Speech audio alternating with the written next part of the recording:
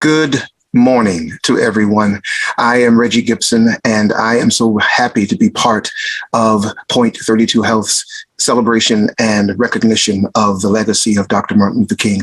I also love to speak about the legacy because what that says to us is that there is something that we also must carry forward, that it didn't just stop with one individual, but that it was something that was bequeathed to us. And this idea of moving us toward a better space of justice and a better space of civic morality, I like to call it, was also something that was bequeathed to King. And so today is a great day, and we should honor that because it honors what is best in America. And to that, I have a letter to Dr. Martin Luther King. Dear Dr. King, it's us again, reflecting again on your legacy.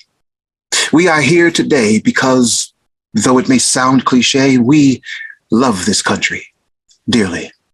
And though you were imperfect, you represented some of the best of what this country could be. In this time of our heaviest of histories, we sometimes forget what you and Gandhi and Whitman meant by a love of country that knows no limits. For now, it seems that so many of us yelling loudest and proudest of loving America and of being American seem to hate so many of America's citizens. At least those in them that are living in Black bodies, living in Latino bodies, living in Muslim bodies, living in gay bodies, living in those the real me you don't see doesn't fit this bodies. Dr. King, when you spoke to us, you spoke of love, and you called it a marvelous new militancy, one that would overtake the land. Well, we need it. We need it to petition, to command, to take over us like the drum major instinct you spoke of, marching us toward being first in service, not the self-serving call of you were born to serve us. Truthfully, Dr. King, we are quite nervous, even scared about the future now. This is one reason we have come here. To resurrect, reflect, connect, remember to more profoundly understand in hopes that your spirit and words can help guide us, move us along this rocky road to that promised land. Words like unarmed truth and unconditional love will have the final word in reality. An individual has not started living until they can show concern for all humanity. We've been in the mountain of war and violence and hatred long enough. It's necessary to start moving on now, moving toward that oasis of justice. Let us hew out of a mountain of despair a stone of hope. We may have all come over here on different ships, but now we're all in the same boat. We fail to get along because we have not truly communicated with each other. We will soon perish together as fools unless we learn to live together as sisters and brothers. Dr. King, we need that optimism, that music that played in you to play in our ears, to block out the insistent screeching we hear from the squawk of hawks seeking to mangle and strangle who intend to ignite the ethnic and religious hatreds you dreamed would end. Dr. King, we need to find the best of what you were within us now. For it to continue to plant seeds in us somehow, we need to believe that right temporarily defeated is stronger than evil triumphant, and that human salvation lies in the hands of creatively maladjusted. And just when we feel like giving in, as if the worst in us is poised to always win, Dr. King, this day comes around again, and we can all have a chance to breathe again, to believe again in what you taught us, that we must never allow ourselves to become satisfied with unattained goals. We must meet physical force with the force of the soul, that none of us may get there physically. But we want all to understand that though we may not get there, we as a people will get to the promised land. So Dr. King, We have come here today on tired feet made of clay to both salve and sing our scars through our thirst-dry throats and blood-stained mouths in the midst of this present American darkness, but looking upwards at a drinking gourd made of stars. Today is the day we sing, sing, sing, Dr. King, like the instruments of freedom and justice that you were, and teach us to believe we are. Thank you. Wow, what a way to get us started today. Thank you so much, Regie Gibson, for those powerful words. Good morning, everyone. I am Clarice Beauvais, Corporate Citizenship Specialist and Chair of the Dr. Martin Luther King Jr. Recognition and Service Day Planning Committee. On behalf of corporate citizenship, business diversity, workplace DE&I, and the entire planning committee, we thank you for taking the time to join us. I am honored to serve as your MC for today's program. This event is about reflecting on the legacy of Dr. King, to recognize and learn from change leaders, young and seasoned, and to inspire each other to continue being advocates for social change in our communities. In the words of Dr. King, we are confronted with the urgency of now. It is this unfolding conundrum of life and history that there's such a thing as being too late. There is no time for apathy or complacency. This is a time for vigorous and positive action. Today, 3 middle school students will echo Dr. King's vision through their words, art, and music as we all consider how we might live in service for others. We also will hear a fireside chat with Imari Paris Jeffries, Executive Director of King Boston, and Courtney Newton, a youth activist and 9th grade student from Cathedral High School, as they consider how we address the urgency of now. We will recognize 5 nonprofits working to promote and advance racial equity. And at the end of the program, we will share an opportunity with you to engage in a service project. Throughout the program, we encourage you to connect with each other using the chat function. And now, please join me in welcoming Kane Hayes, President and CEO of Point32 Health. Thank you, Clarice. Good morning, everyone. It is truly an honor to welcome you to our annual Dr. Martin Luther King Jr. Recognition and Service Day. Dr. King's legacy inspires us to embrace the values of diversity, equity, and inclusion, and it encourages us to collaborate and unite in common values regardless of our race, ethnicity, or socioeconomic background. Dr. King is a personal hero of mine.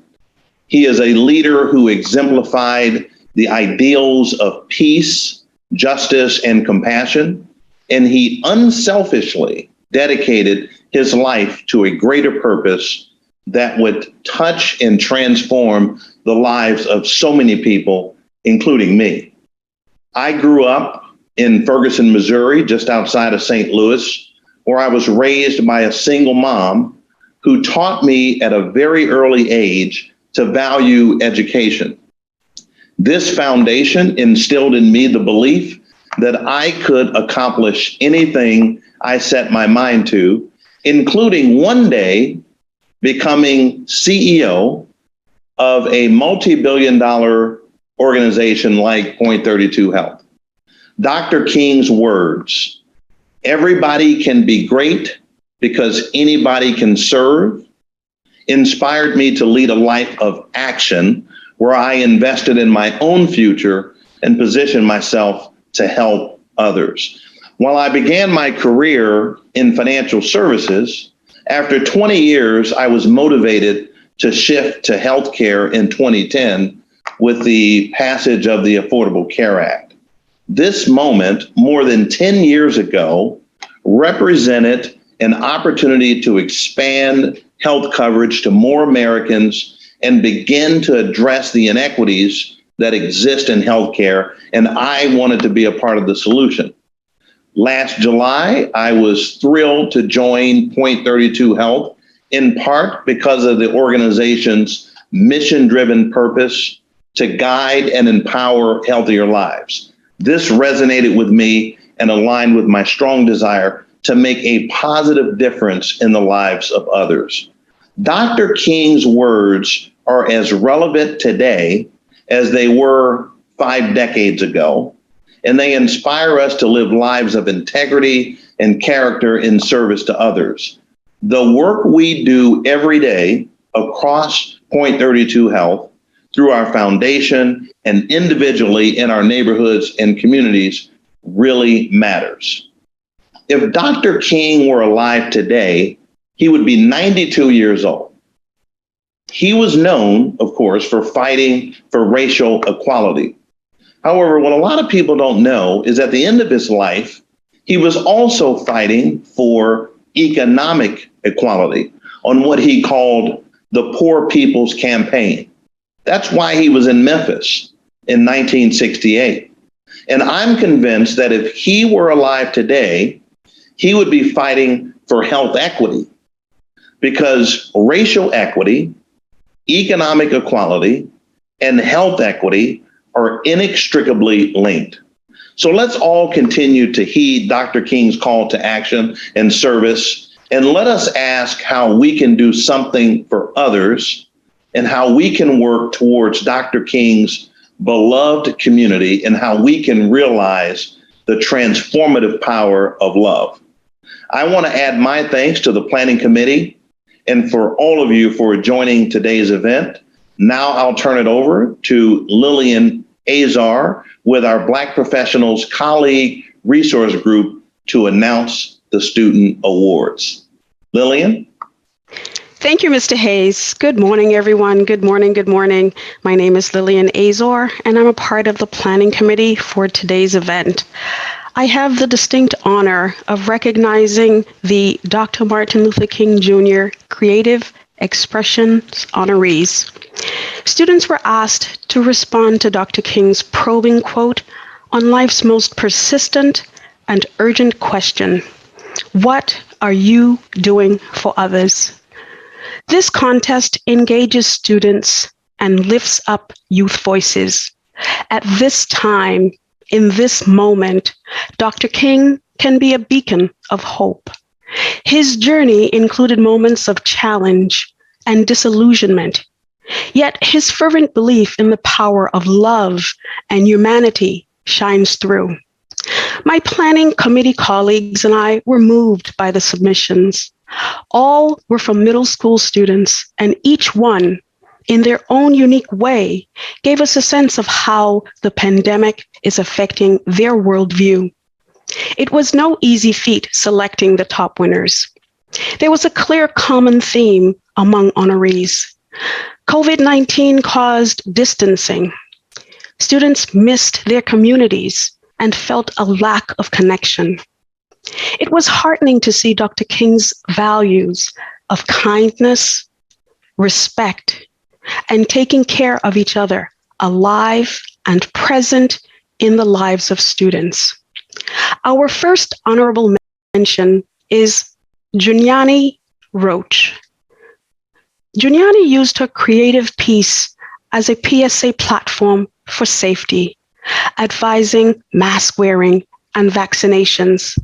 Her piece echoed empathy towards many lives lost due to COVID and its toll on everyone, especially our young. Here's Junyani.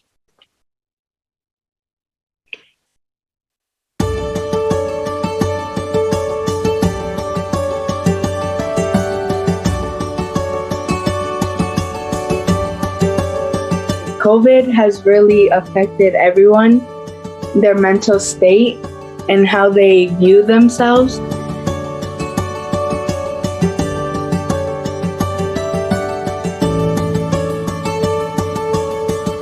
We've all done quarantine, feeling scared to go out. And when you're alone for so much, for a lot of time, you start to feel alone, and you start to feel like there's no one that will listen to you or will talk to you.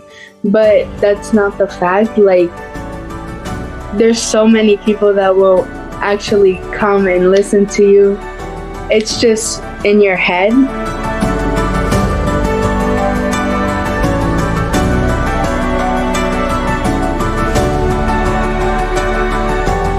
My grandma has been affected. Both of them have been affected by this a lot because of their health level, right? So like I try and call them like almost every day.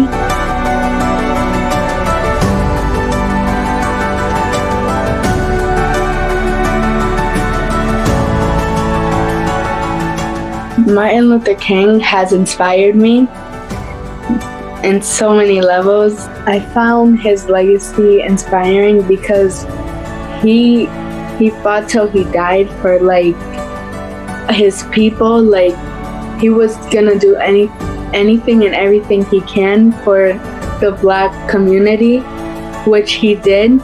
I find that inspiring because like I wanna make a big impact on this world just like he did.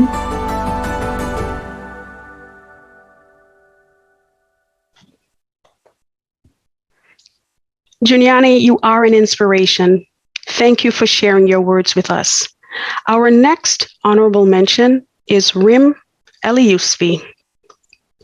Rim shared how art can help heal us and our communities, establishing a bridge to our shared experiences. This was her way of interpreting a period of family devastation in her life.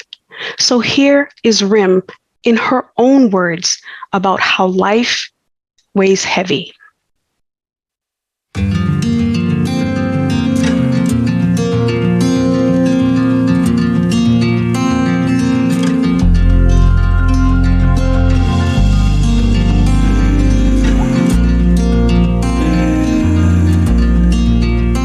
For me, these past 2 years, it's taken a lot of things from me, but has made me learn many new things.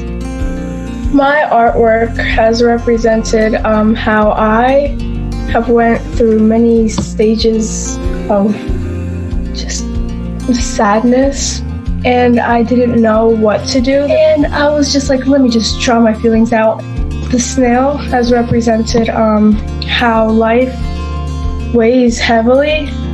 And the skull is like weighing on the snail. And snails go pretty slow, and life goes slow.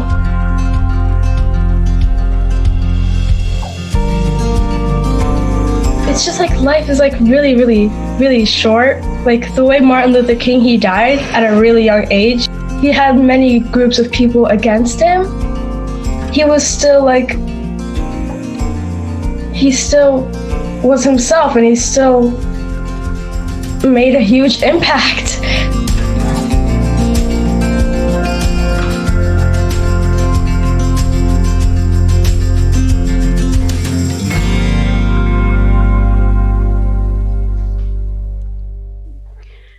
Thank you, Rim, for sharing your artwork. And finally, this year's winner of the 2022 Creative Expressions Contest is Eliana Cabellon. Ellie's creative and whimsical song evokes Dr. King's message of coming together as a community and being responsible for one another. I must admit, this video made the little Lily in me tear up just a bit. Here's Ellie, please enjoy.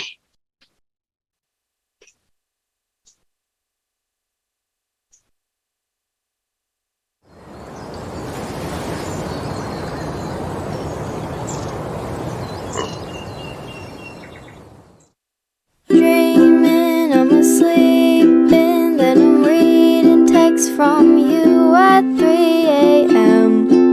Gonna wake up, no need for makeup, just gonna ride my good old bike up to your house. One of a kind, never left behind, kinda hard for you to hide. Never ever ever be unkind, 'cause you're my blue dinosaur.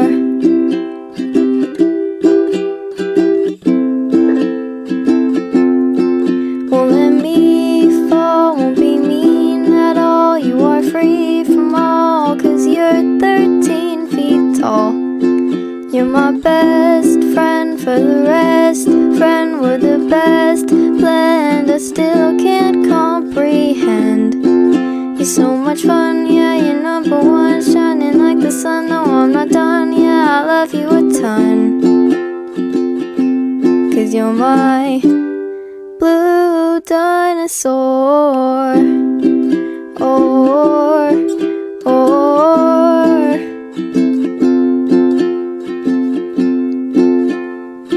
yeah, they might talk about us, laughing right behind our back, but they don't know about me and you. Ain't that true? I definitely would have written a song before the pandemic, but I don't think it would have been about a blue dinosaur. I think it probably would have been something else. I mean, he was just kind of like an imaginary person that I've always felt like someone's been stuck by me and like always helped me through things. I was writing it during quarantine, and I just wanted to think about like all like the special moments that I had before quarantine happened and before COVID was a thing. And it's like about kindness and about treating people how you want to be treated, obviously. Like Martin Luther King was an amazing person, and because of this contest and like it being based off of his message and stuff, it's like super important to me that I got chosen.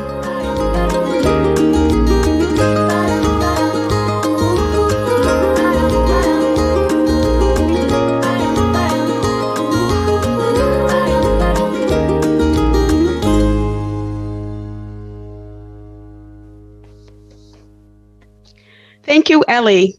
Let's give a virtual round of applause to the 2022 Creative Expressions Contest winners and to all those who submitted a creative piece. Thank you for sharing your talents with us. Now, please welcome Mr. Keith Marion, who will introduce our fireside chat.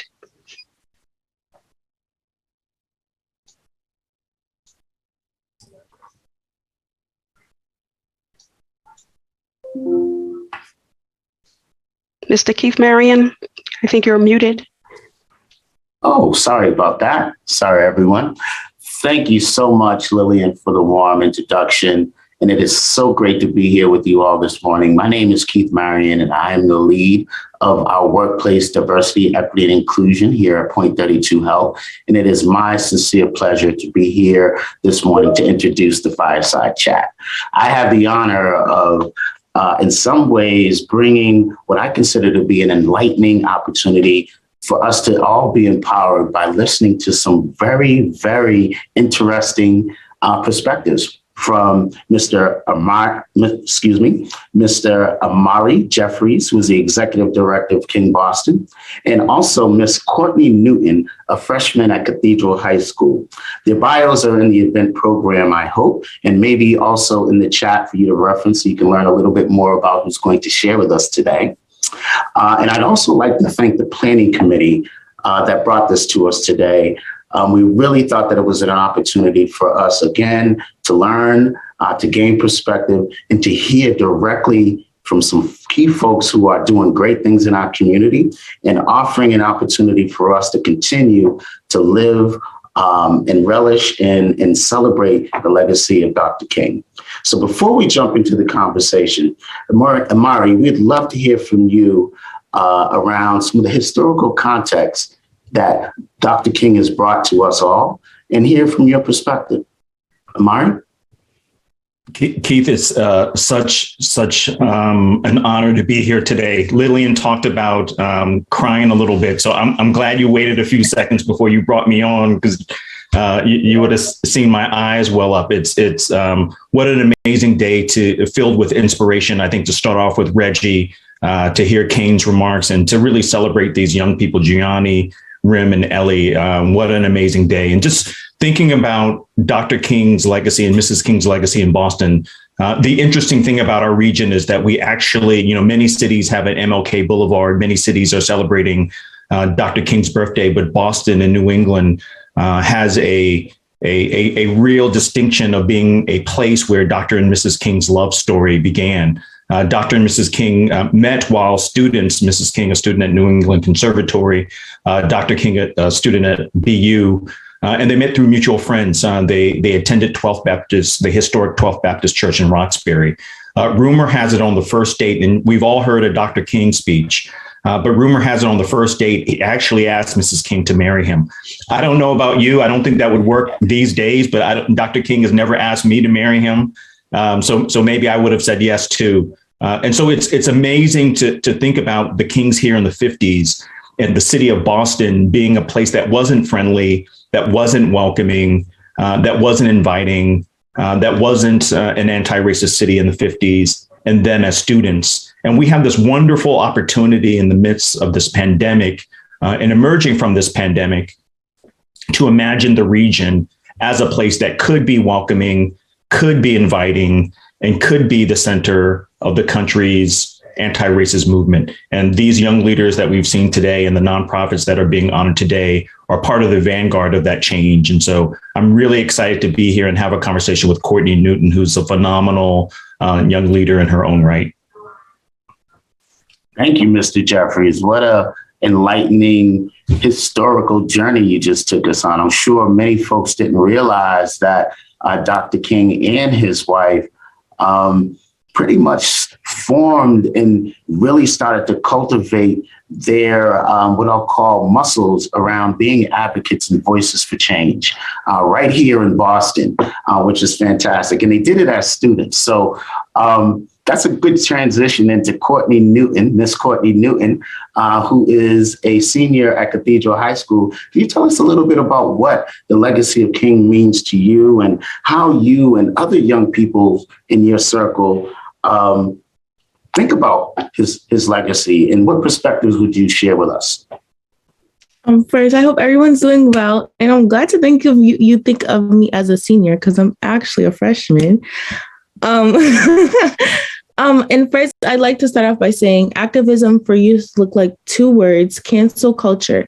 This is one example of how young people are utilizing their voices and platforms on social media like Twitter, Instagram, TikTok, and more. Although cancel culture can have a bad reputation, there are many people who are using their voices to amplify issues that are normally swept under the rug. As broadcast journalist Germany Kent states, cancel culture is a real thing. Your digital footprint is your legacy, so think before you post. Being able to advocate for a cause and get others involved is a power movement. Social media is the new way for young people and adults to build their legacy. Think about a petition you may have seen online. Have you ever clicked one? Have you ever skipped over one? Have you ever signed one? If you have signed a petition, you are an activist. In my work with the Grow and Fire as a youth activist, I've worked with other girls to build community, reflect on our identities, and talk about problems within our communities that we would like to see changed. Having spaces like Grow and Fire, I've been able to not only see the changes within myself, but also to be a witness to the beautiful changes my peers have made as well. And as a youth activist, I am learning the importance of sharing my voice and creating space for others to share as well. As I am working towards building my legacy, I'm reminded that positive action is important. Like Dr. Martin Luther King Jr. said, whatever affects one directly affects all indirectly.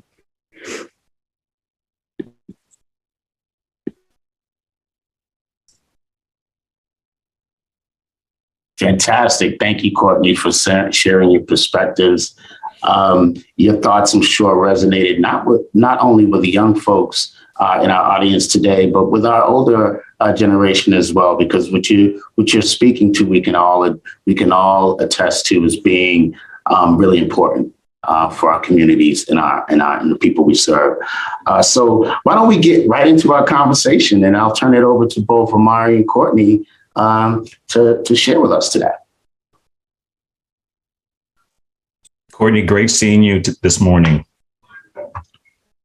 You too. Your words have definitely been an inspiration to me, and I've enjoyed spending the time that I have with you, and really see the power of the mentoring and support and the inspiration from your words and from your very presence. And so when you're thinking about leaders today that have inspired you, who do you count as some of those people of inspiration? One person I count of is Ayanna Presley. She's meaningful to me because she is a Black woman who's an activist. She's also the first woman of color to be elected to Congress from the Commonwealth of Massachusetts. She works on improving most of the districts around me. It's important to have diversity, and she believes that in having a diversity of opinions in a political process is necessary to having policies that work for everyone. Well, I mean, I know Congresswoman Presley is also an inspiration to me. And so I knew I liked you for some reason. We definitely have that in common. Yes. How can community organizations and schools work together to develop opportunities for youth to dive deeper into Dr. King's legacy? Yeah, that's such a good question. And, one I've been thinking about a lot. We're in a moment of time that we really have to think intergenerationally about our future. In 2030, it will be Boston's 400th birthday as a city. And so, young folks like you and others will be the leaders of the city in the 7 or 8 year time. And so it's important that organizations, schools, companies think about how we work intergenerationally, engaging young people in the work. And I think something that you said earlier, I think rings true for me. I think we have to consider young people's voice and the ways in which young people communicate through technology, social media, culture. That has to be included. That's the future. And so I think organizations have to pay close attention to engaging young people. I think it's up to older adults to ensure that young people's voices are involved in political tables, in rules, in climate change conversations at all times. And I think that is an imperative for folks who are currently in leadership to always reach and make sure that there's young voice and youth representation in decision making. And so I think that's how I've been thinking about it recently. But I think we're in good hands. I think seeing you and seeing the other young award winners, the student award winners, gives me lots of hope. Yeah, I think you also, as a person, have to educate yourself, because not everything, you could be interested in something and a teacher or organization might not dive as deep as you want to. So you have to educate yourself, or even start programs or opportunities of people around you who are interested, who might not know how to get themselves involved to do that. I think that's right. And, when you and I had that first conversation, I think one of the things that was very inspiring talking to you was the commitment to education and commitment to learning. And there were things that you had talked about. Hey, I don't know that, but I'm gonna figure it out. I'm gonna research what that means. And so when you think about the legacy of Dr. and Mrs. King, and I know that you've been doing some learning, some reading on the city and across the world, what resonates with you the most about their life's work? When I think about Dr.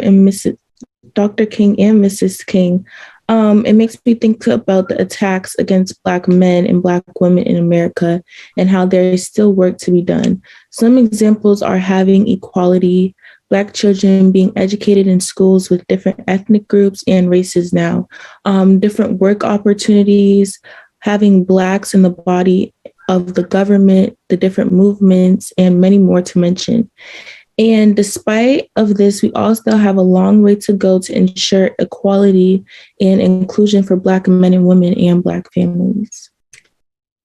Well, Courtney, I think we're in good hands. We thought you were a senior and you're only a freshman. And so I am in awe of you as a young leader, a student leader, and a leader for tomorrow. And so I'm really appreciating getting to spend this time with you.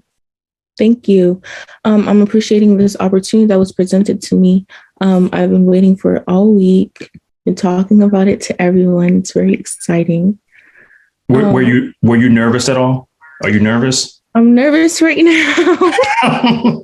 I was going to say you got phenomenal media training, because when you came on, I was like, wow, you don't seem nervous. I know. I've been working on public speaking for the longest, and I still get nervous. I had to speak in school yesterday. There was no microphone. I had to project my voice. I was so nervous. Well, that makes you even more impressive, Courtney. Thank you. Based on your work as an executive director and thinking about Dr. King's legacy, what legacy do you want to pass down to your children? See, I think if activism is not in your future, being a news person might be. That's a great question. I think the legacy that I want to leave behind, and I think very similar to Dr. King, I think there's a lot of people who are descendants of King's work. And so Mr. Haynes talked about being a student of King. And I think myself, I'm a student of King. His life's work, his values, what he was hoping to accomplish have been instilled in us as leaders. And so I hope that my biggest legacy can be to be a good mentor to people who are my mentees, to be a good father to my children and the young people that I know, to be a better uncle, and to be a good friend. And I think if those are the things that I'm able to leave behind to build other leaders and folks who are committed to a just and equitable future, I feel like that I have accomplished something. Yes. And I think being a mentor is very important, especially me having one myself. I've seen how it's made me develop and grow over the years, how I handle different situations better. Also, as I mentioned, public speaking, I think my public speaking wouldn't have been as good as it is now if I didn't have a mentor who makes sure that me and my other peers around me, that we have these opportunities to prepare ourselves for the future, especially with just writing things, having different assignments, learning how to turn things on time, making sure you ask for help in which you need, so you could all be prepared for things that other people might not have. Well, your mentors must be proud of you, because you are phenomenal. And I'm writing down notes, just being with you, thinking about some of the things that you're talking about, and really inspired by your wisdom and your leadership. Thank you so much. I enjoyed this opportunity to be on here and to talk to you. And even you educated me a lot about Dr. King, things that I did not know. And it makes me want to look deeper into it and even get into it myself. Yeah, Dr. King is in all of us. And so we and Mrs. King, right? Both of their legacies are a part of who we are as people of color and who we are as citizens of this country and residents and visitors. And so it's especially important on these holidays to raise up their legacy. And because we're in Boston, because we're in the Commonwealth, to raise up their legacy as people who lived here and resided in this great city. Yes. Thank you. I enjoyed this so much. Me too. Did we steer you wrong? What a powerful and inspiring conversation between both Courtney and Imari. Thank you very much for sharing enlightening perspectives. And I really wanted to highlight this idea of intergenerational, because we saw it in action today. We saw Courtney, who was a freshman at Cathedral High School. We got that right this time. And Imari, who's a well-seasoned veteran in this space and an advocate and a voice for the King legacy and all things advocacy and equality in the city of Boston and more broadly. We heard today a really great conversation that touched on a lot of different things, right? It touched on how people engage personally and what it means to them and how it has helped them to grow. Our CEO, Kane Hayes, said it was part of who he is and an integral part of his DNA as a person. You heard Imari talk about the legacy and the history of the Kings in Boston and their journey during a time when it wasn't okay to be different here in Boston, when we weren't a minority majority city, when we were still struggling with busing and all of those things that we know to be historical issues here in Boston, to hear today's conversation really provides this sense of hope, this sense of purpose for us all, and gives us some things to think about and a perspective to build on that we can all champion. So thank you all for a fantastic discussion today. Thank you for reinvigorating my spirit around equality and all things focused around the King legacy. Thank you very much. And with that, I'd like to turn it over to my good friend, Ernest Waters, who's going to share with us some information about some great folks who are doing good things in our community.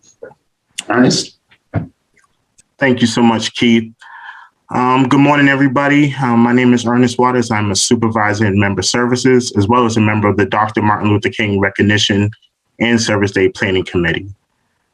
I would like to start off by saying it is truly evident these nonprofit organizations are essential and have stepped up in support of communities during the pandemic, which has definitely been a struggle, I believe, for all of us.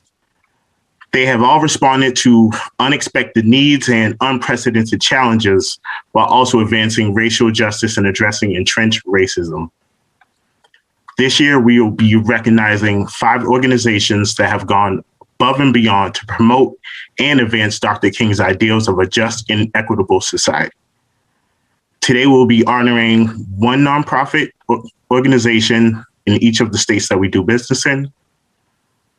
These organizations were recommended by colleagues across divisions and markets, with final selections made by the committee for today's event. To honor their work, each organization will receive $5,000 from the foundation to help support their missions. The first one up is Students of Educational Justice in Connecticut. Their work focuses on instilling a positive racial identity in students who are Black, Indigenous, and people of color, also referred to as BIPOC, encouraging them to embody their power. In 2021, more than 20 students joined the organization's intensive training where they focused on self-pride, interpersonal relationships, and organizing in the face of oppressive systems and community power. These students were also involved in creating a mural now on display at People Get Ready Books, located in New Haven, Connecticut. Next up, we have an organization named In Her Presence of Maine. This organization strives to bring together immigrant women from across the communities to ensure Maine's economic agenda represents and includes them. In this past year, In Her Presence helped place 29 new Mainers in various professional and non-professional positions. Of these, 18 have realized an increase in salary as well as benefits, while 15 obtained entry or mid-level professional career positions.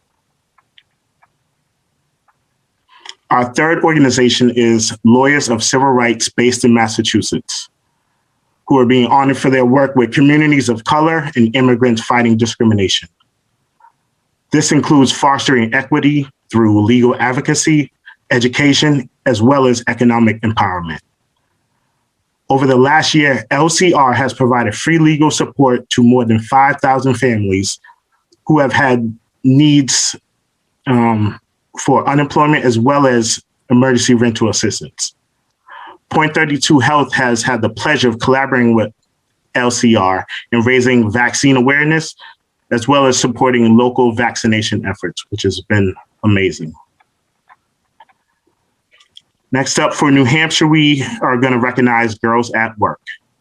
Since their beginning in 2000, this organization has empowered more than 15,000 girls as they discover their self-worth and develop leadership skills through construction projects. This program gives the girls the tools to overcome adversity and build confidence needed to face current as well as future changes and challenges. And finally, we would like to recognize Direct Action for Rights and Equality in Rhode Island. Their mission is to organize families with low incomes living in communities of color for social, economic, as well as political justice.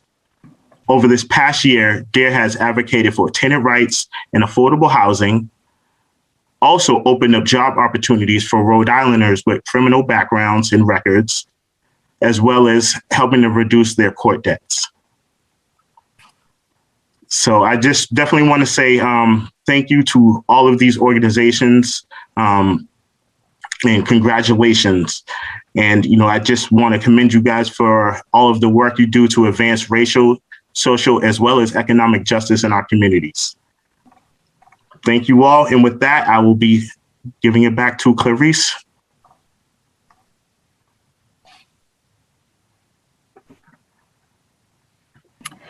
What a fantastic celebration of Dr. King and his legacy.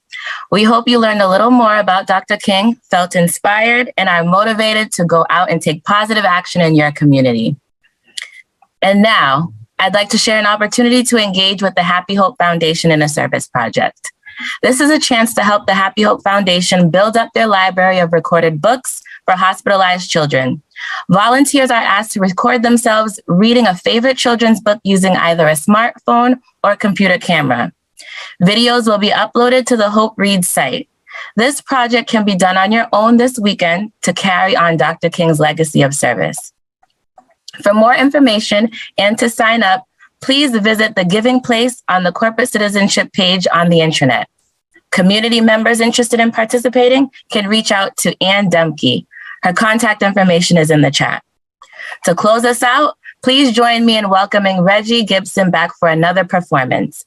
A big thank you again to all of our speakers, the Creative Expressions Contest winners, and the Nonprofit Award winners. Thank you for joining us this morning. Regie Gibson, back to you. Thank you. Thank you so much, Clarice. And thanks to everybody who's been a part of this and learned so much and got inspired from so many of those young people. And Imari, thank you for the information that you reminded us about King and Mrs. King being here and maybe starting their activism, their real focus on this work of transforming America here in Boston. And of course, this was an epicenter of so many movements which have transformed America.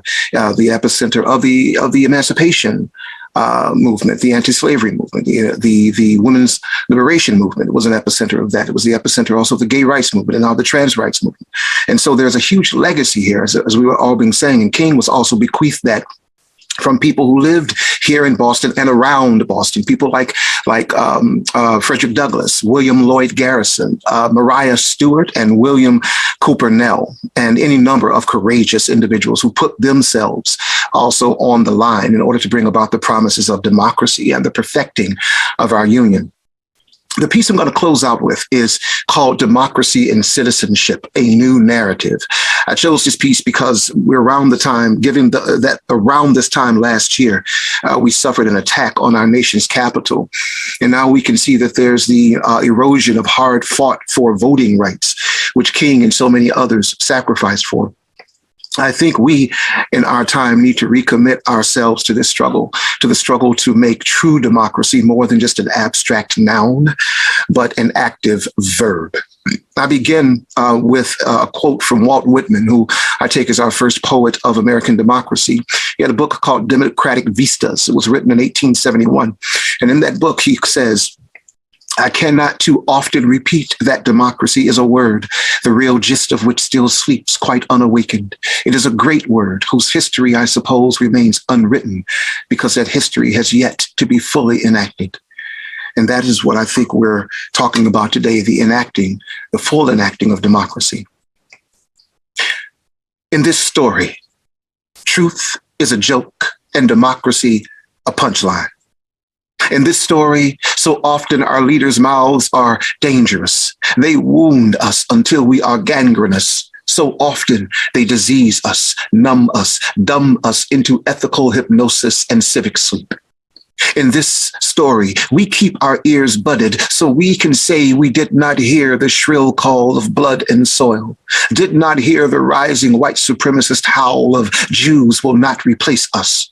In this story, we keep our heads down and swear we did not see tiki torches Naziing the night, did not see the police putting holes into those Black boys.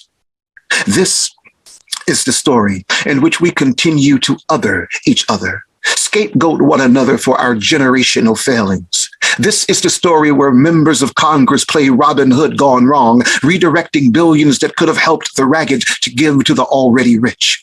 In this story, many of us play the oblivious, the ignorant one that ignores, who at this point in the story begin thumbing screens for distraction, turning up the music to the maximum, pretending not to hear the darkness growling.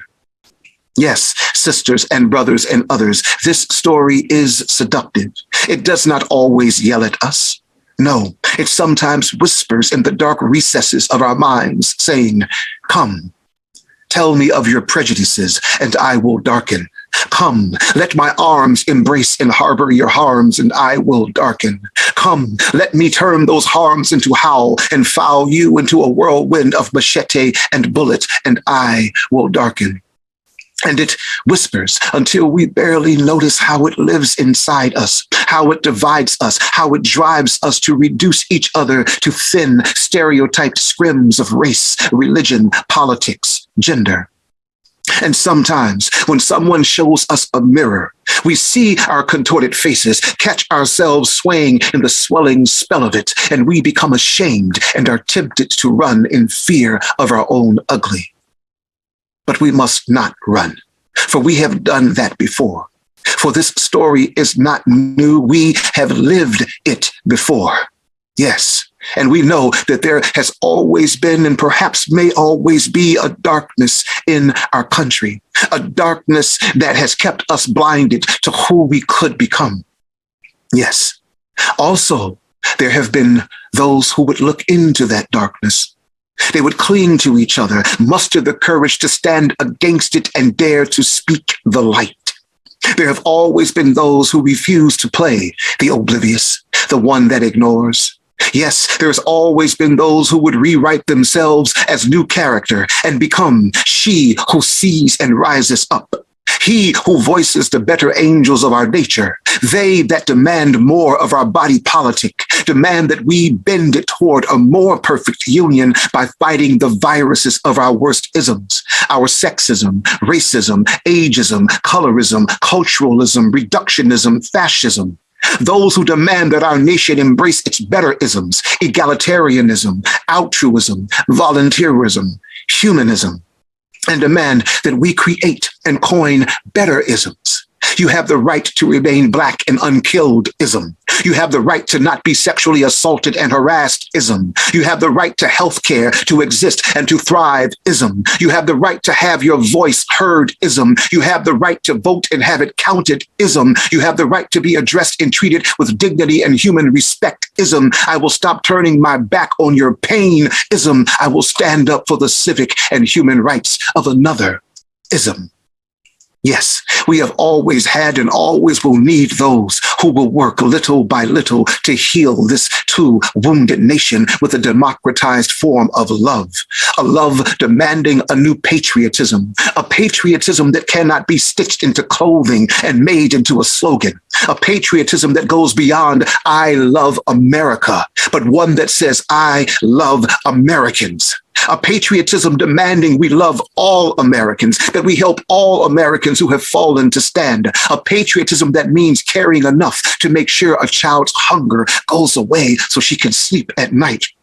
A patriotism that knows that it's right to ensure that all can afford healthcare and higher education, knows that a great nation must enrich each of its citizens intellectually, for to do so effectively raises its people's collective capacity to think and consider critically so that its democracy doesn't fall prey to a clownish and perverted brown-shirted inanity, to a hypnotic and demagogic insanity.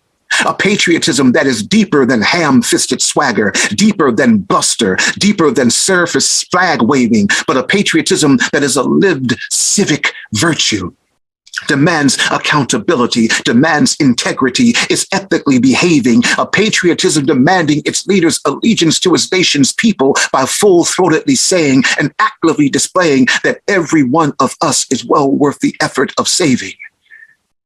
And at times, you can sense it, almost feel it, that nascent flickering of true and active citizenship. Sometimes we glance at like the humped backs of dolphins breaking above the ocean of the civically possible. Hear it through the din and clatter of the media noise machine, insistently whispering from the sunlit corners of our minds, asking us to wield our social sword and shield and pledge our civic word and will to build and maintain a true republic, a res publica within which we all can heal. Listen to that voice. It is that voice that has called us here today. Remember it as we write the new narrative of this country, one of inclusion, one in which we embrace self-reflection and introspection, embrace our discomfort to enable equity and deeper connection so we can honestly listen and open to each other's different perspectives and learn to engage beyond our own political rage so we can practice true democracy, true citizenship. Yes, we need a new narrative, one in which we accept that sharing power empowers us all, a new narrative for a new world in which we break down these walls between us so we can hold hands, heal each other of these broken legs we've learned to limp with, and finally move forward together, step by trembling step, into that welcoming, eye-aching light, into a shining America that reflects the best truth of who we know we are, what our country can be: expansive, accepting, beautiful, and bright. Thank you so much for listening and allowing me to be part of Point32 Health's celebration of the legacy of Dr. Martin Luther King Jr.